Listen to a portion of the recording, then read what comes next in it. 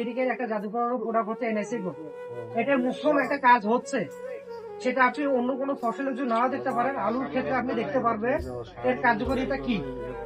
সেটা কি রকম, আপনি যদি দ্বিতীয় টিপে যদি স্প্রে যদি করেন, আপনার দ্বিতীয় টিপ কখন পরে 30 থেকে 35 দিন বয়সে, এই বয়সে আপনার কি হয়, আলুর গাছের আপনার গুটির সংখ্যাটা কিন্তু তখন কিন্তু ছাড়ে, যেটা মূল গুটি এগুলো তখন ছাড়ে।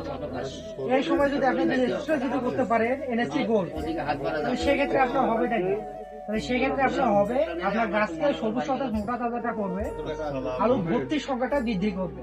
আলুর ভর্তির সংখ্যা কিরকম, ওই যে যেটা বললাম আলুর গুটির সংখ্যা, আলুর গুটি যত আপনার হবে আলুর ফলন আপনার তত বেশি হবে। তাই নয় কি, এই কাজগুলো আপনার হচ্ছে। এখন এটা আপনি এনএসসি গোল্ড আপনার কাজ করলো কি না করলো, তারও তো একটা প্রমাণ নেওয়া দরকার আছে, তাই নয় কি।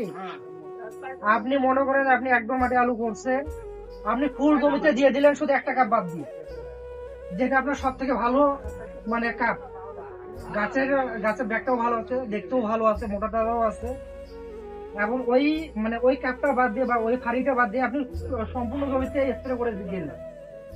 আপনি তারপরে হলো আলুর গুটির সংখ্যা ভালো কি না ভালো তার তো দেখতে হবে। আপনি যেখানে এনএসসি গোল্ডটা ব্যবহার করছেন ওইখানে যে গাছটা তুলবেন, যেখানে আপনি এনএসসি গোল্ডটা ব্যবহার করেন সেই গাছটা তুলবেন, তাহলে আপনি নিজে হলো প্রমাণ করতে পারবেন যে এনএসসি গোল্ড আপনার কাজ করছে কি না করছে। তাতে গোল্ডটা কি ব্যবহার করা যাবে কি যাবে না?